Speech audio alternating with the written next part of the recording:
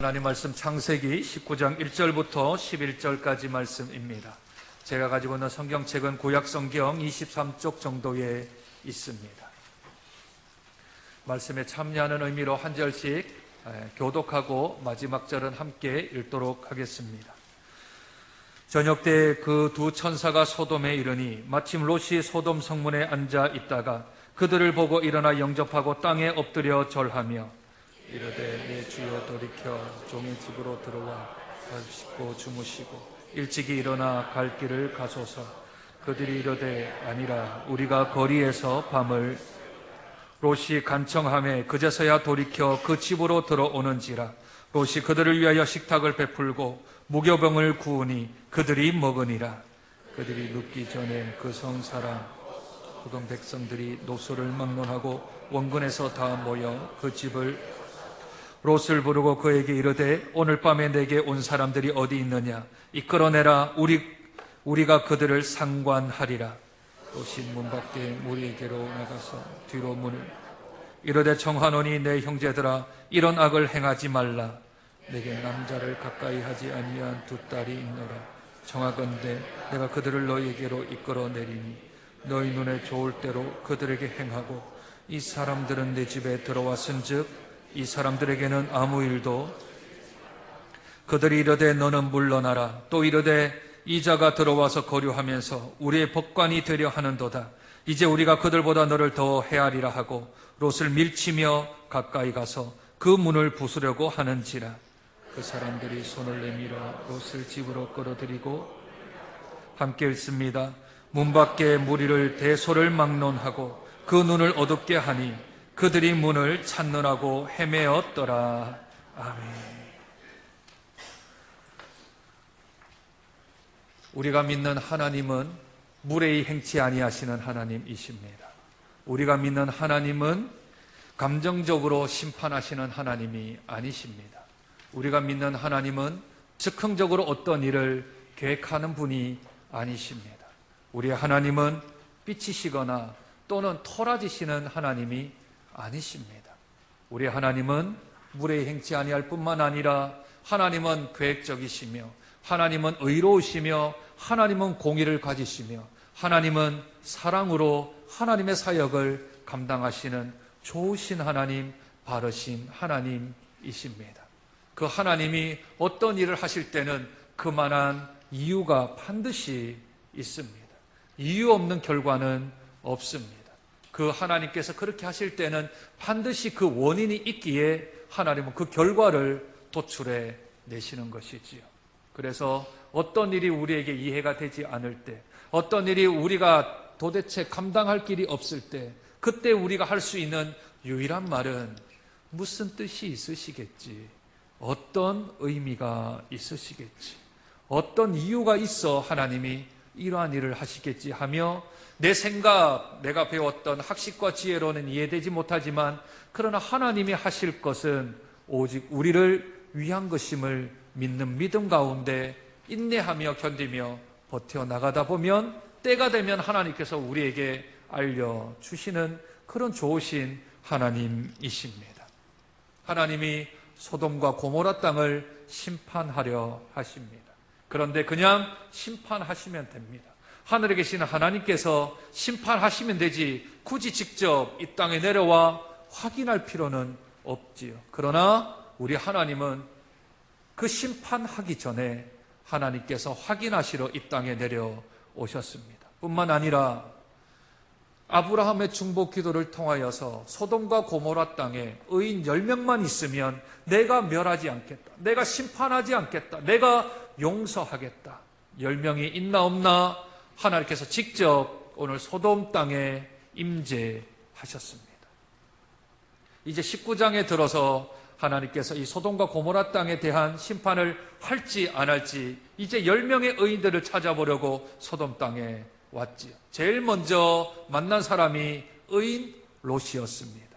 롯이 그의 행동을 보면 의인이라고 그렇게 칭함받을 만한 그 어떤 조건도 없겠지만 성경은 이렇게 말씀합니다. 베드로후서 2장 7절 말씀입니다.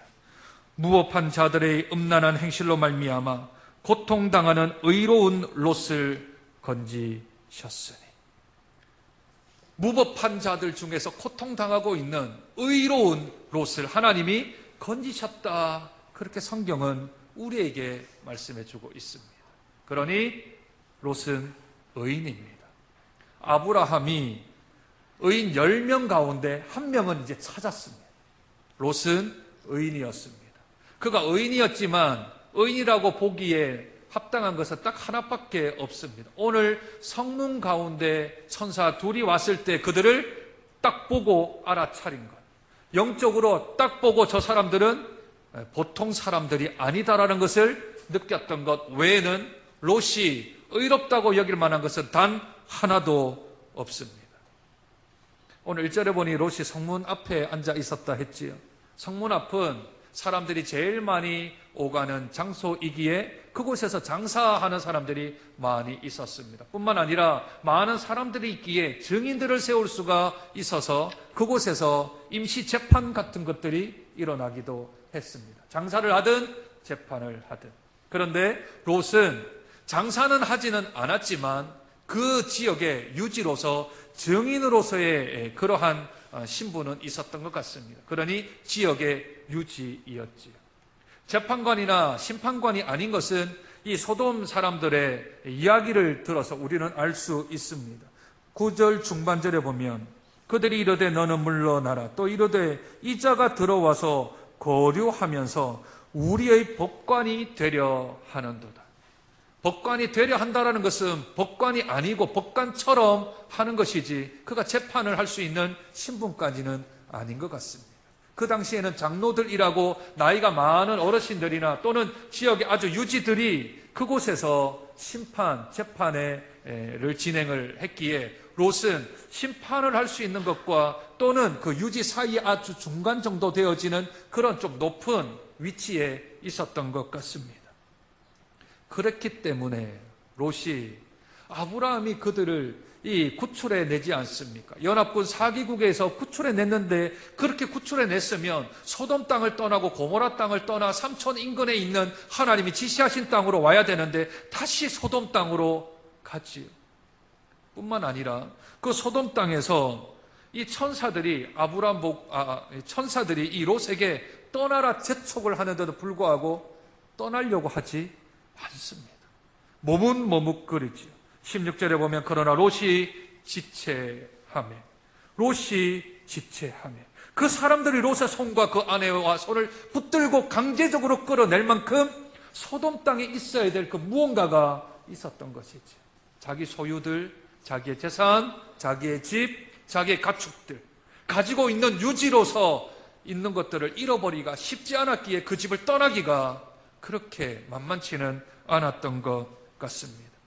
뿐만 아니라 오늘 보면 18장에서의 아브라함과 롯의 여호와의 천사들이 대하는 모습이 좀 다릅니다. 아브라함에게 하나님의 천사들이 왔을 때에 들어가서 내가 음식을 좀 대접하고 발을 씻고 좀 쉬다가 가시죠 그랬더니 네 말대로 내가 하리라 하며 바로 들어오는데 롯이 들어와서 좀 쉬었다 가라는 말에 안 들어가겠다. 우리는 밤새 이 길가에 있겠다 합니다. 아무래도 아브라함과 롯과는 좀 차이가 있는 것 같습니다. 뿐만 아니라 아브라함은 롯을 구하기 위하여 소돔 땅을 구하기 위하여 그가 6번이나 걸친 기도하며 하나님께 매달리는 것과는 반대로 롯은 하나님의 천사들을 살리겠다고 어떤 일을 합니까? 2 딸들을 사람들에게 내어줍니다. 사람들에게 아직까지 남자를 알지 아니한 내 2 딸을 너희에게 내어줄 테니 저 사람은 건들지 마라 합니다. 이게 옳은 방법입니까? 이게 하나님의 방법입니까? 이것은 세상적인 방법이었습니다. 손님을 구하기 위하여 가족을 희생시키는 세상적인 방법을 따랐던 롯입니다. 전혀 그에게서 의로운 행동이라고는 찾기가 힘듭니다.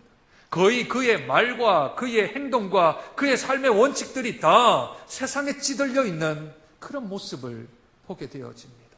말을 하면 세상 말을 하고 행동을 하면 세상 행동을 하고, 그가 판단을 하는 것들은 다 세상에 근거해서 하는 판단 가운데 있는데, 그런데 성경은 참 답답하게도 롯을 의인이라 합니다. 답답하게도 롯을 의인이라 합니다. 로마서 3장 24절 말씀입니다. 그리스도 예수 안에 있는 속량으로 말미암아 하나님의 은혜로 값없이 의롭다 하심을 얻은 자 되었느니라. 아무래도 신상 필벌을 하려면 좀 그래도 제대로 한 사람에게 상을 주고 좀 못한 사람에게 벌을 주어야 이게 공평한 거 아닌가요? 좀 열심히 성실하게 일한 사람에게 좀 많은 것을 주고, 성실하지 아니했던 게으른 자에게는 좀 벌을 주는 게 그게 하나님 나라에서 공의와 합당한 것 아닐까요? 그런데 만약 그렇게 하신다면 이 땅에 하나님 나라에 들어갈 사람이 단 한 사람도 없습니다. 예수 그리스도의 속량, 곧 그분의 피 흘리심 외에는 우리가 의롭다 하실 것이 없기에 하나님은 우리의 행위가 아닌, 우리의 삶의 원칙이 아닌, 우리가 살아가고 있는 삶의 방향이 아닌 하나님께서 그저 하나님의 그 언약적 성실성 때문에 우리들을 의롭다고 해 주시는 겁니다. 우리의 말이나 우리의 생각이나 우리의 행동이나 우리의 삶의 방법들 가운데 의롭다 할 수 있는 것은 아무것도 없습니다. 저 롯! 아니요. 저 롯보다 우리가 더 악할지 모릅니다. 우리가 더 세상에 더 물들어 있는지 모릅니다. 우리가 더 하나님께로부터 멀리 떨어져 있는지 모릅니다. 롯이 만약 의롭다함을 칭함을 받지 못한다면 저와 여러분도 의롭다함을 받을 사람이 누가 있겠습니까? 우리 한 주간만 뒤로 돌아보시죠. 일주일 동안 내가 어느 정도 하나님의 원칙대로 살아갔던가요? 내 말들에 얼마나 많은 것들이 하나님의 말씀과 같이 살아갔었던가요? 내가 예수 그리스도의 십자가의 삶을 통하여 자신을 부인하며 살았던 삶이 얼마나 우리의 삶 속에 그렇게 물들어져 있나요? 너무 멀리 떨어와 있지 않습니까? 그냥 사는 삶이, 세상에 사는 삶의 방법이 편하고 우리에게는 쉽기에 그렇게 살아왔던 삶이 더 많지 않은가요? 오직 의롭다 하실 분은 하나님 외에는 없습니다. 내가 선한 말을 하고 내가 착한 일을 하고 내가 어떤 일을 했기 때문에 내가 그것을 하나님이 의로 여겨주신 게 아니라는 것이지요. 저희 큰아이는 둘째 아이보다 좀 더 책임감이 많이 강합니다. 그리고 성취욕도 강합니다. 하나님께 붙드는 게 마치 야곱이 야복강가에서 하나님 붙드는 것처럼 아주 깡다구가 있습니다. 그런데 한 번은 성적을 좀 많이 못 받아왔어요. 학교에서. 자기도 용납 못할 만큼 성적이 이 바닥을 친 거죠. 성적표를 들고 왔는데 우는 거예요. 울어요. 그래 성적표를 들고 우니까 기뻐서 우는 것 같지는 않고 많이 못했구나 생각을 했죠. 이때까지는 잘했었어요. 그래서 우는 거예요. 그래서 왜 우니? 그랬더니 말을 못하고 울어요. 예린아 왜 울어? 했더니 정말 열심히 했는데 하면서 닭똥 같은 눈물을 흘리면서 정말 열심히 했는데 성적이 안 나왔어요. 아빠 죄송해요. 아빠 미안해요. 그러는 거예요. 그때 제가 이제 열심히 일을 하고 있었을 때거든요. 목회를 안 하고. 그러니까 아빠는 수고하고 아빠는 애를 쓰는데 아빠는 우리를 위해서 이렇게 아침부터 저녁까지 이 기름칠 묻혀가면서 일을 하는데 그런데 성적을 잘 못 받아온 것 때문에 큰딸로서 미안한 거죠. 둘째는 자기는 성적을 잘 받았는데도 불구하고 성적표 들고 옆에서 벌벌 떨고 있는 거예요. 불똥이 자기한테 튈까 안 튈까 싶어서 우는 거예요. 그때 제가 이렇게 딸에게 말했습니다. 예린아, 아빠는 네가 성적을 잘 받아온다고 해서 아빠 딸이고 성적을 잘못 받아온다고 해서 아빠, 딸이 아닌 건 아니야? 네가 무엇을 했기 때문에 아빠가 너를 사랑하거나 네가 어떤 일을 잘못했기 때문에 아빠가 너를 사랑하지 않는 게 아니라 너는 나의 딸이야. 그것 때문에 너를 사랑해. 네가 성적을 잘 받아오면 아빠가 기쁘고 성적을 잘못 받아오면 아빠가 마음이 상하지 않아. 너는 내 딸이야. 하나님의 마음이 이런 마음 아닐까요? 네가 무엇을 했기 때문에 내가 너를 사랑하는 게 아니라 너는 그저 나의 자자기 때문에 내가 너를 사랑해. 그게 하나님 마음이십니다. 우리들은 우리의 삶에 있는 것들을 바라보고 내가 좀 잘 살아서, 내가 좀 잘 살아들여서 하나님이 나를 사랑하는 것 아닌가 생각하지만 아닙니다. 하나님은 우리가 잘못 살 때에도, 잘 살 때에도, 하나님의 뜻 가운데 살아갈 때에도, 살지 못할 때에도 여전히 하나님은 우리를 의롭다 하실 우리 하나님이십니다. 그러니 내 행동 때문에 너무 자괴감을 가지지 않아도 됩니다. 내 삶 때문에 너무 하나님 앞에 엎드러져 있지 않아도 됩니다. 하나님이 우리를 토닥거려 주실 것입니다. 그래, 참 수고 많이 했다. 애썼다. 힘들었다. 그런데 그렇게 아팠으면 이제 좀 나를 좀 따라오렴. 이제 좀 나에게로 좀 가까이 나오렴. 나하고 좀 친하게 좀 지내자. 나하고 좀 교제 좀 하자. 나하고 친하게 지내고 나하고 좀 함께 있다 보면 나에 대한 생각을 좀 알 거고 내가 무엇을 원하는지 좀 더 알지 않겠니? 하며 하나님이 우리에게 요청을 하시지. 그나마 그래도 롯은요, 하나님의 천사들을 알아봐요. 여호와의 천사들을 좀 알아봐요. 그의 행동과 상관없이 하나님을 알기에 그는 의롭다함을 칭함을 받습니다. 그러나 대조적인 사람들이 있습니다. 하나님의 천사를 알아보고 그를 대접하고 영접하고 집에 모신 롯은 그래도 믿음이 있기에, 하나님을 아는 신앙이 있기에 성경은 의롭다 합니다. 그러나 그 반대에 있는 사람들은 하나님의 사자를 마치 자기의 욕심거리로, 자기의 정욕거리로 생각을 하는 이들이 있습니다.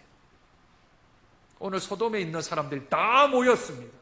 오늘 4절에 보니 그들이 눕기 전에 그 성사람 곧 소돔 백성들이 노소를 막론하고 원근에서 다 모여 그 집을 에워쌌습니다.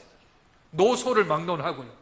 어린 사람이나 나이 든 사람이나 젊은 사람이나 막론하고 가까이 살거나 멀리 살거나 상관없이 다 모인 겁니다.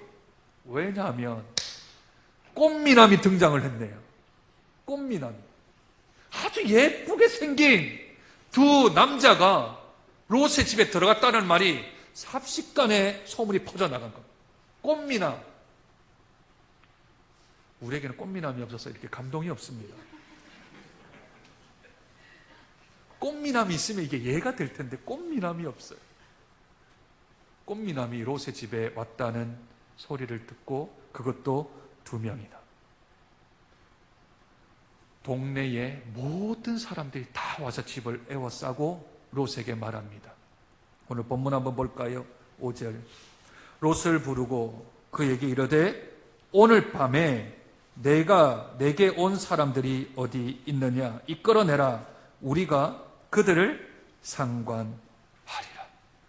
상관이라는 말은 그들이 나오면 우리가 즐긴다라는 뜻을 가지고 있습니다. 다른 번역본에 보니까 그 자들하고 재미를 좀 보게 끌어내달라라는 것으로 표현합니다. 심지어 조금 더 강한 영어 성경은 저들과 성관계를 하겠다라는 말로 표현하고도 있습니다. 상관이라는 말이에요. 룻기서에 보면 당신의 옷자락으로 나를 덮으소서, 이것도 성적인 표현입니다. 히브리적 문학적 표현이지요. 이 얘기는 젊은 사람이나 나이 든 사람이나 상관없이 온 동네 남자들이 미소년같이 생긴 여호와의 천사가 들어왔으니 그들과 성욕이 불길처럼 일어나서 그 밤에 그들과의 남색을 하겠다라는 겁니다. 남자가 남자와 성관계를 하겠다라고 그들을 끌어내 달라라고 지금 요구하고 있는 겁니다. 근데 그 요구가요, 정중한 게 아닙니다. 오늘 본문에 보니 9절 하반절 보시지요. 롯을 밀치며 가까이 가서 그 문을 부수려고 하는지라. 폭행적으로 나간다고. 무자비하게 나간다고. 정중은 없고요. 무자비, 폭행, 그들에게는 불이밖에는 없다고. 성에 눈이 머니까 앞에 보이는 게 없는 거죠. 더군다나 미소년 천사들이 왔으니 그 마음들이 오죽 불타 올랐겠습니까? 레위기 18장과 20장에는 이 동성애에 관하여 이렇게 말씀하십니다. 누구든지 여인과 동침하듯 남자와 동침하면 둘 다 가정한 일을 행함인즉 반드시 죽일지니 자기의 피가 자기들에게로 돌아가리라.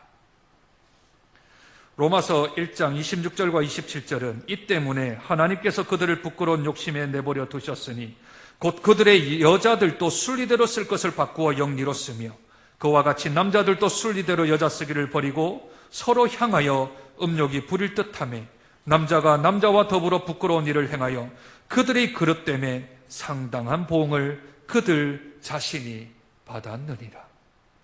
고린도전서 6장 9절과 10절에는 남색하는 자, 남자를 사랑하는 자, 남자가 남자를 사랑하는 자는 하나님의 나라를 유업으로 받지 못하리라. 성경은 명백하게 동성애를 죄라 합니다. 뿐만 아니라 오늘 이 창세기 19장에 하나님께서 그들의 죄악을 보러 왔는데 그 온 마을의 남자들이 다 남색을 하는 모습을 바라보게 된 거죠. 그래서 여호와의 사자 천사들은 더 이상 그 땅을 돌아볼 필요가 없게 된 겁니다. 더 이상 이 땅에 의인을 찾을 필요가 없었던 것이지요. 확인이 롯의 집에만 왔음에도 불구하고 다니지 않았는데 그들이 와서 그들이 어떤 마음, 그들이 어떤 행동을 하는지 다 알게 돼버린 겁니다. 이제 남겨진 것은 롯의 가족들밖에 없겠지요. 그 12절에 이렇게 말합니다. 그 사람들이 천사들입니다. 롯에게 이르되 이외에 내게 속한 자가 또 있느냐? 내 사위나 자녀나 성중에 내게 속한 자들은 다 성 밖으로 이끌어내라. 그들에 대한 부르짖음이 여호와 앞에 크므로 여호와께서 이곳을 멸하시려고 우리를 보내셨나니 우리가 멸하리라.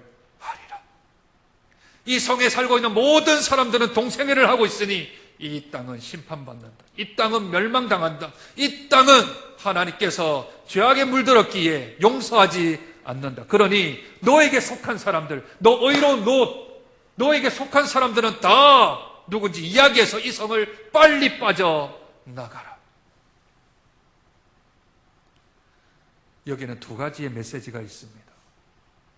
아브라함이 의인 10명만 있으면 소돔과 고모라 땅을 멸하지 않겠다 하셨잖아요. 그런데 의인 10명이 없었습니다. 의인 10명이 없어 하나님께서는 약속대로 말씀대로 그 땅을 심판하실 것입니다. 또 하나 더요. 심판하시는 가운데서도 의로운 자들은 구해내신다는 겁니다. 그렇죠? 아브라함이 원래 중보기도 했던 목적은 롯의 가족을 살리기 위해서 기도한 거거든. 그 기도를 하나님이 들어응답하셨는데 의인 10명이 없어서 심판을 하시면 하나님의 약속이 얼그러졌나요? 아니요. 아브라함의 약속이 틀렸나요? 아니요. 아브라함의 기도가 응답받지 않았나요? 아니요. 소돔과 고모라 땅에 의인 10명이 없어 심판받는 건 그것은 일어났지만 그러나 아브라함의 기도, 아브라함이 하나님과 약속했던 그 약속의 언약은 하나님이 성취하셔서 롯의 가족들을 이끌어 내십니다. 이것이 진노 중에라도 긍휼을 잊지 아니하시는 하나님이십니다. 진노 중에라도 하나님이 열받으셨어. 하나님이 심판하세요. 하나님이 멸하세요. 그러나 멸하시는 가운데서도 하나님은 긍휼을 가지고 계셔서 아브라함의 기도를 생각하사 그 엎으시는 중에 롯을 끄집어 내시는 하나님이십니다. 앞뒤가 막혔나요? 좌우가 막혔나요? 사방팔방이 다 막혔나요? 그래도 하늘은 뚫려져 있습니다. 하늘은 뚫려져 있기에 하늘을 바라보면, 하나님을 바라보면 그 엎어지는 중에도 하나님께서 우리의 믿음의 기도를 들어서 피할 길을 주시든 이길 힘을 주시든 하나님께서 반드시 그 사람에게 힘과 능력을 공급해 주실 줄로 믿습니다. 사방팔방이 다 막혀두어 하늘은 뚫려져 있다는 것을 기억하십시오. 진노 중에서도 그 악을 행했고 생각이 악했으며 행동이 악했던 롯, 그를 구출해내시는 하나님, 그를 의롭다고 칭하시는 하나님, 그를 결국 살려내시고야 마시는 하나님, 직접 그 땅에 오셔서 손을 잡고 끄집어내어 안 나오려고 하는 거, 그를 끄집어내어서 하나님이 구출하시는 그 하나님의 선한 손을 기억하신다면 우리의 어려움의 문제들, 힘든 상황들, 아픈 몸들, 그 모든 것들을 이겨나가며 다시 버틸 수 있는 힘이 생겨나갈 줄로 믿습니다. 그게 하나님을 믿는 사람들입니다. 우리 하나님은 신실하십니다. 우리 하나님은 거짓이 없으십니다. 우리 하나님은 정직하십니다. 우리 하나님은 거룩하십니다. 말씀하신 것을 단 하나도 어기지 아니하시는 신실하신 하나님이 우리 하나님이십니다. 그러니 하나님 붙들어야 합니다.